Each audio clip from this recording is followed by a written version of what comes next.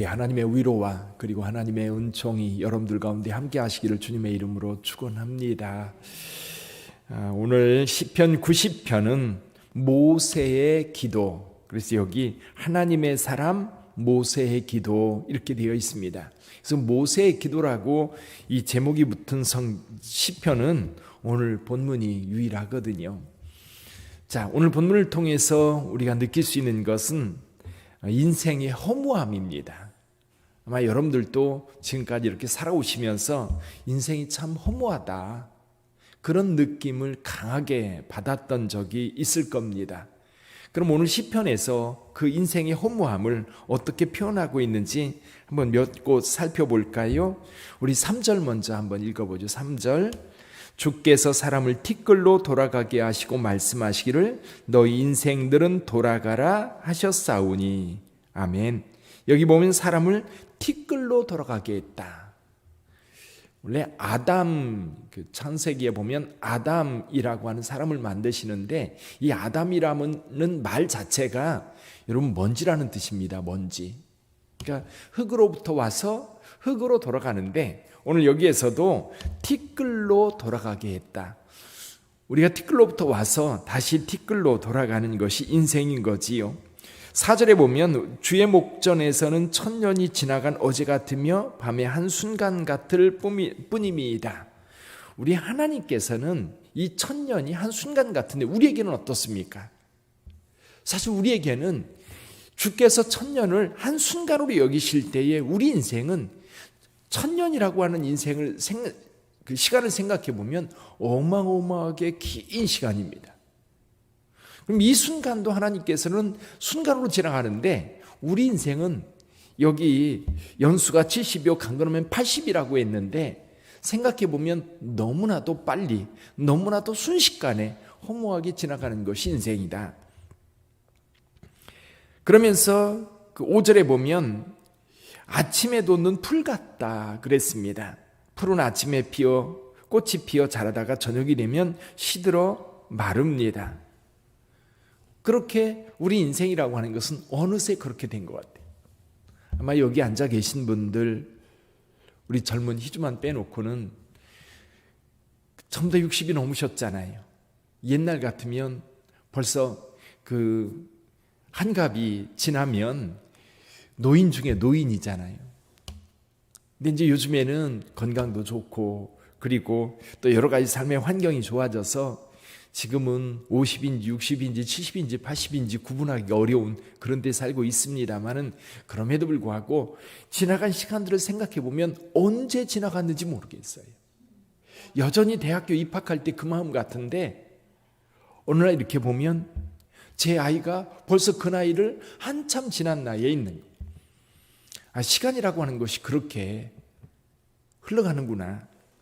그래서 오늘 시편을 통해서 우리가 늘 보는 말씀이 그거지요. 10절에 보면 우리의 연수가 70이요 강건하면 80이라도 그 연수의 자랑은 수고와 슬픔뿐이요 신속히 가니 우리가 날아가나이다. 70, 80인데 사실 어느새 지나가 버렸는데, 그 인생도 기쁨이 충만한, 감사가 넘치는 그런 삶이 아니라 슬픔과 수고로 가득한 그런 인생이었다는 거지. 자, 이렇게 좀 허무합니다. 근데 여기 한 가지 더 있습니다. 그게 뭐냐면 죄입니다. 죄. 이 죄라고 하는 것, 이것 때문에 우리 하나님의 진노 가운데 살아가고 있는 것이 인간인 거지요.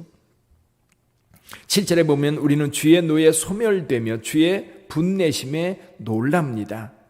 8절에 보면 주께서 우리 죄악을 주 앞에 놓으시며 우리의 은밀한 죄를 주의 얼굴빛 가운데 두셨사오니.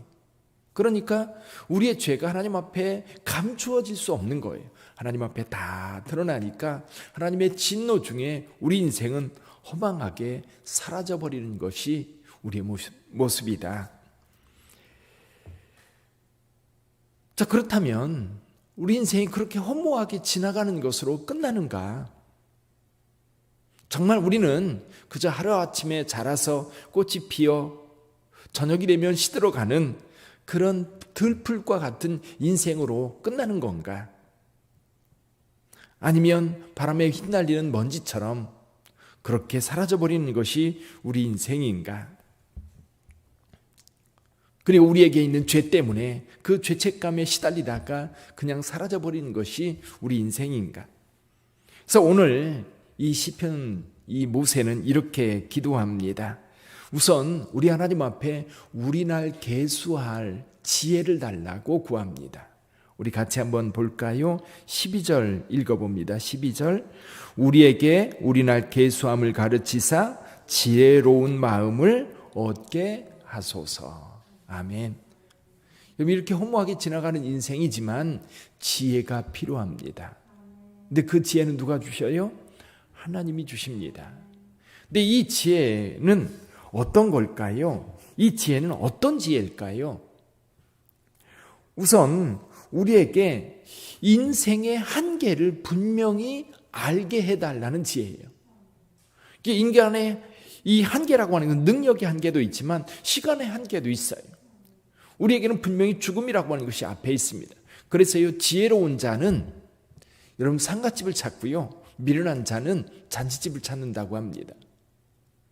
왜냐하면 상갓집에 가서 그 죽음에 대한 의미를 깨닫고 우리 인생을 다시 한번 돌아볼 수 있는 기회가 되기 때문에 그래요.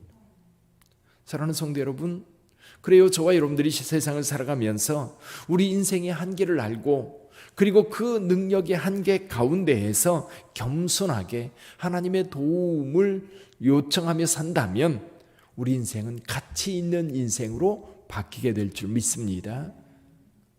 그러나 세상에 미련하게 사는 사람은 어떤 사람들이냐면 이 땅에 사는 것이 영원히 사는 것처럼 그렇게 살아요. 욕심 부리고 뭔가 붙잡고 있어야 될 것 같고, 그러다 보면 어느새 인생은 허무하게 사라져버리고 내가 쥐려고 했던 그것이 내 인생의 힘이 될 거라고 생각했던 그런 것들이 다 사라져버리고 아무것도 남지 않는 것을 보면서 인생의 가치를 다시 한번 허무하다고 하는 것으로 고백할 수밖에 없는 상황이 되어버리지요. 그래서 우리는 첫째는 하나님 앞에 우리 날 계수함을 알게 해달라고 기도하는 기도가 필요합니다. 또 한 가지는 하나님의 은혜가 필요합니다.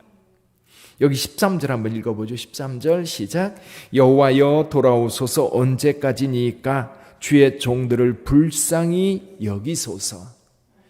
우리를 불쌍히 여기셔서 우리 가운데 오셔서 우리가 구하는 몇 가지가 있어요. 14절에 보면 주의 인자하심이 필요합니다. 그래서 주의 인자하심이 우리를 만족하게 하사 우리를 일생 동안 즐겁고 기쁘게 하소서. 15절에 보면 우리를 괴롭게 하신 날수대로와 우리가 화를 당한 연수대로 우리를 기쁘게 하소서.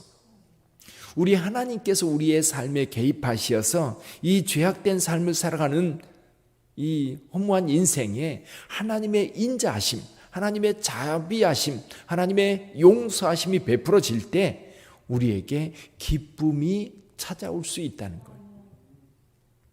여러분, 기쁨으로 사시기를 바랍니다. 하루하루 그 기쁨으로 살 수 있는 것은요, 저는 오늘 이 본문의 말씀을 통해서도 두 가지가 꼭 필요하다고 생각해요.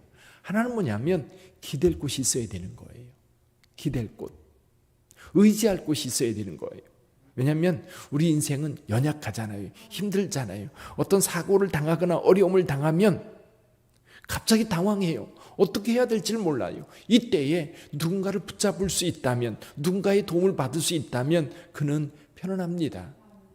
그래서 우리가 어렵고 힘들 때에 내 손을 내밀어 내 손 잡아주리가 있다고 확신하면 두려움이 사라져요. 약해도요, 즐겁게 살 수 있어요. 여러분, 애기들이 아무것도 할 수 없잖아요. 누구와 싸워서 이길 수 있습니까?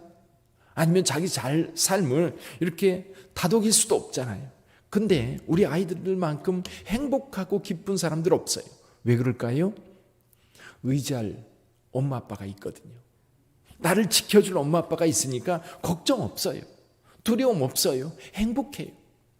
동일합니다. 우리도 우리 하나님 의지하면 기쁨이 있는 줄 믿습니다. 그리고요, 이런 의지하는데 또 한 가지는 우리에게 능력이 없어요. 뭔가 할 수 없어요. 그럴 때도 우리를 도우시는 그 하나님께서 나를 위해서 공급해 주시는 능력과 힘이 있기에 우리는 오늘 기쁨으로 살 수 있는 겁니다. 그리고 하나님의 영원하신 그 하나님을 의지하고 살아갈 때 여러분, 우리는 그 나라를 소망하며 살 수 있어요. 그냥 이 땅의 삶으로 끝난다면, 그렇게 산다면 우리 인생에서 가치를 찾을 사람 누가 있겠습니까?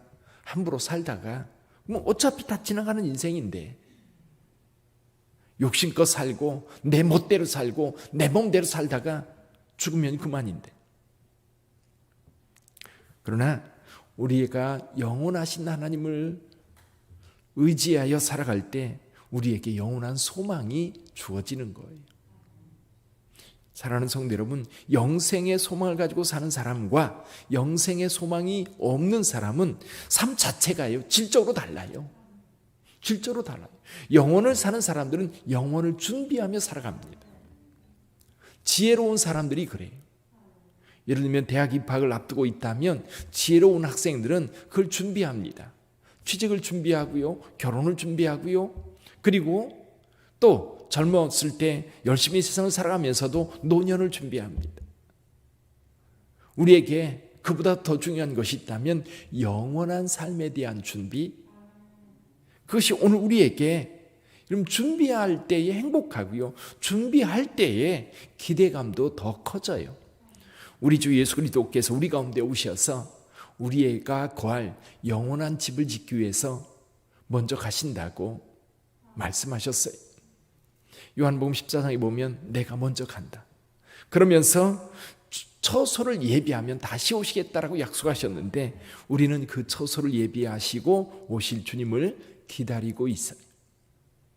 영원한 삶, 그것에 대한 기대감을 가지고 오늘도 기쁨으로 사는 여러분 되시기를 주님의 이름으로 축원합니다.